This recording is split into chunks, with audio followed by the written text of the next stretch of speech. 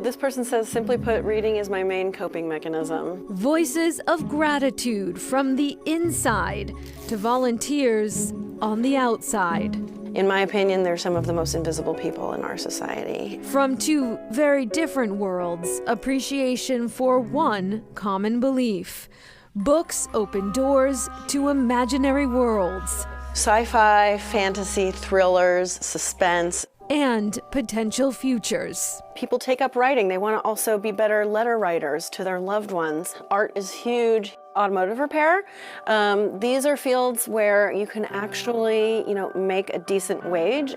For the beneficiaries of this library in Quincy, it may be the only open door, the only source of connection they will see for many years. It sounds like these books are really a lifeline in many ways. That is the exact right word, actually. Prisons and jails are our nation's de facto mental health providers these days. So there's a lot of people in there who are just looking for some kind of relief, who are just looking for some kind of, mental escape. For more than 5 decades, the Prison Book Program has been supplying incarcerated people throughout the United States with reading materials. It was rooted in a political movement, but very quickly entered a new chapter. Originally, it started in a radical bookstore in Cambridge, which was the center of sort of the new left in Boston. It was called the Red Bookstore. And originally they sent out strictly political literature. When, mass incarceration really ramped up in the 80s, mid to late 80s, that they started sending, any kind of reading material. Operating now out of a church basement, most of the books are donated by the community. Volunteers fill an endless request list. Get easily well over 20,000 letters a year. Every request gets marked up with the rules and regulations that we know about.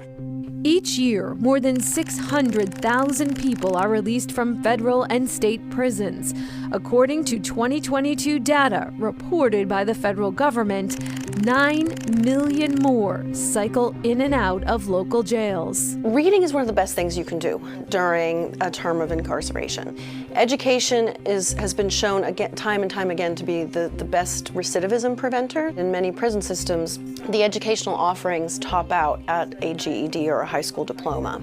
There's really nothing else. So if you have that, there's not much else for you besides self-education. And the primary way of self-educating in prison is through books and reading.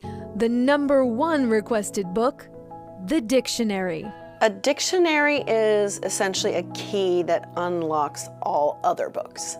Any other book you might want to read, you are likely going to have some words in there that you don't know. Each year, more than 1,400 volunteers will fill requests, package, and ship more than 70,000 books. In return, enough thank yous to fill a museum. We curated a number of artworks that we've received over the course of 52 years into a show that we call Art from Inside. This individual actually came up with their own technique for this thank you letter, right? Yes.